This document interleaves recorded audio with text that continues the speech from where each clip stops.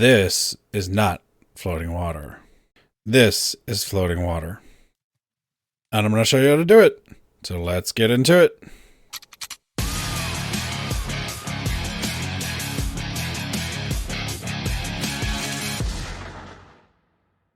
So this is update suppressed water. This can be done in completely vanilla Minecraft, and I'm going to show you how to do it.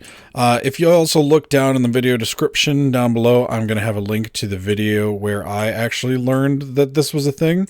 It was a video of Ilmangos from the Peaceful series, and I'm just going to show you how you can do this as well as some other applications of it. So as I'm sure you all know, if you have a sticky piston that is attached to a block, when it retracts, it will pull that block with it, and then also blocks that are stuck to slime blocks will pull with those as well as push with those, unless you're beyond push limit, which is 12. So if we have 1, 2, 3, 4, 5, 6, 7, 8, 9, 10, 11, 12, 13. When I break that, the piston's still going to retract, but the blocks itself don't move with it. And we can use that in this scenario to our advantage.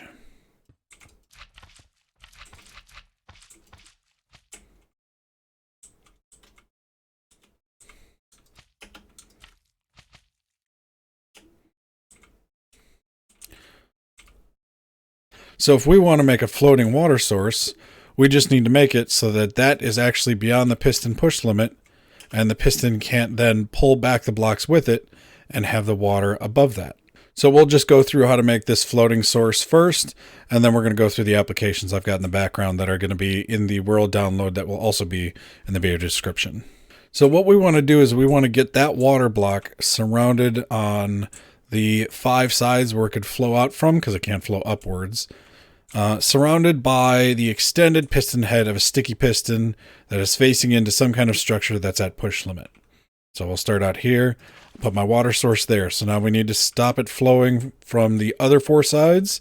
It's not going to flow from the bottom. So let's do that.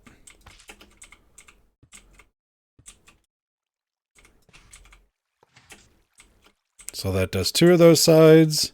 And then I'm going to do this side here. And then this side right here. This doesn't have to be redstone blocks. It's just kind of easier that way. I could also do something like this.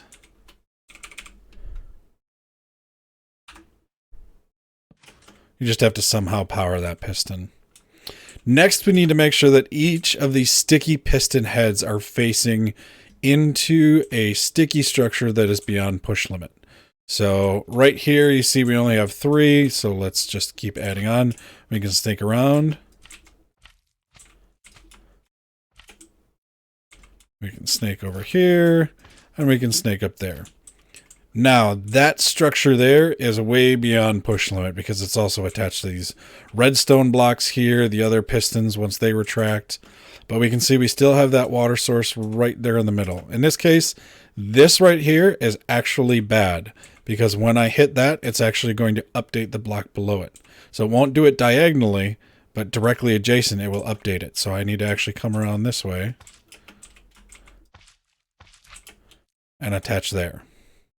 Now when I take away the power from all the pistons, so I'm going to start out with this one here, you see that water doesn't flow out because its update has been suppressed by us trying to pull a structure that is beyond push limit. So now we'll break this one, we'll break that one, we'll break that one, and then we'll break that. And now you can see on all 5 sides there where water could flow out, it's not actually flowing. And because all of our blocks are, again, only diagonal, not directly adjacent, we can break all these away now.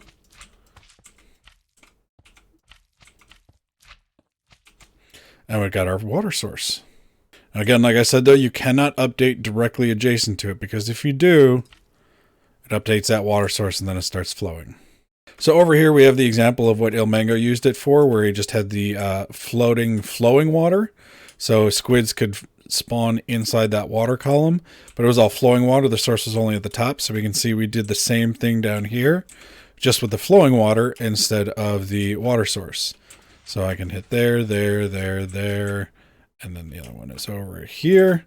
And now once I take all that away, you'll notice this water is not flowing out to the side because, again, this is not a water source. This is flowing water.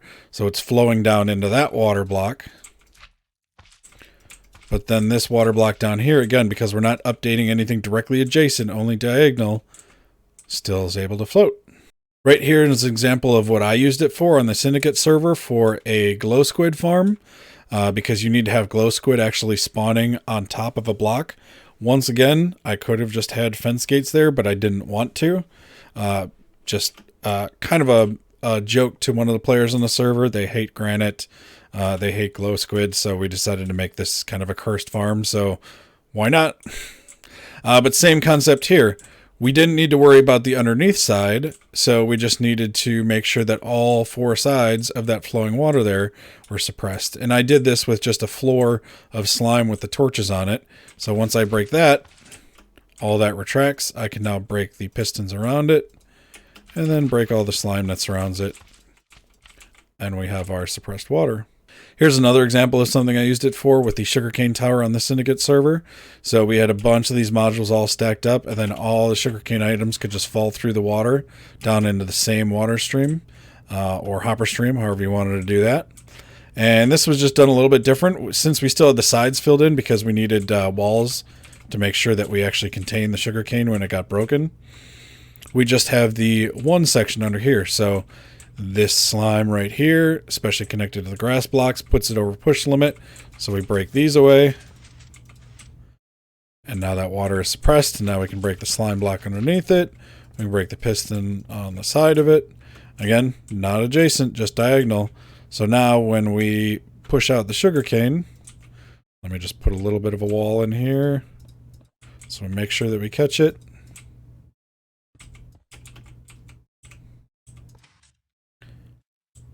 I just dropped all the way through and all the way down. So if you had these stacked where all those waters were on top of each other, then boom, they all fall down in the same spot.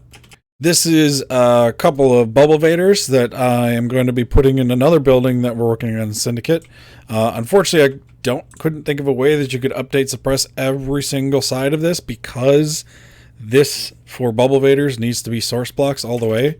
But normally for your bubble vader entrances, you have something like this where there's, you know, like a pressure plate on the ground or a fence gate floating in the air or a sign on the side of the wall there.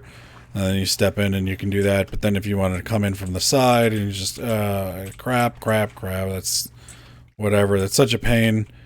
Here, this is open completely on 2 sides. So you can just walk right into the side, walk right onto the edge.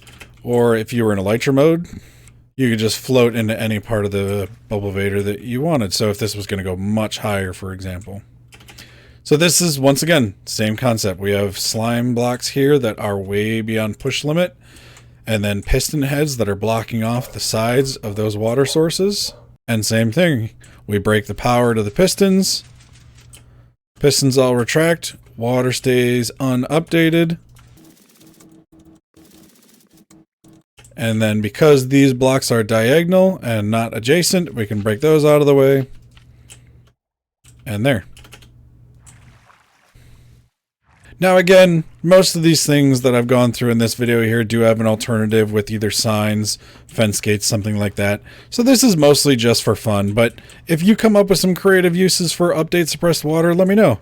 Pop it over in my Discord, maybe pop a link onto it in the comments. Check me out on Twitch. You can get my Discord link there. And otherwise, I will catch you later. Have a good one. Bye.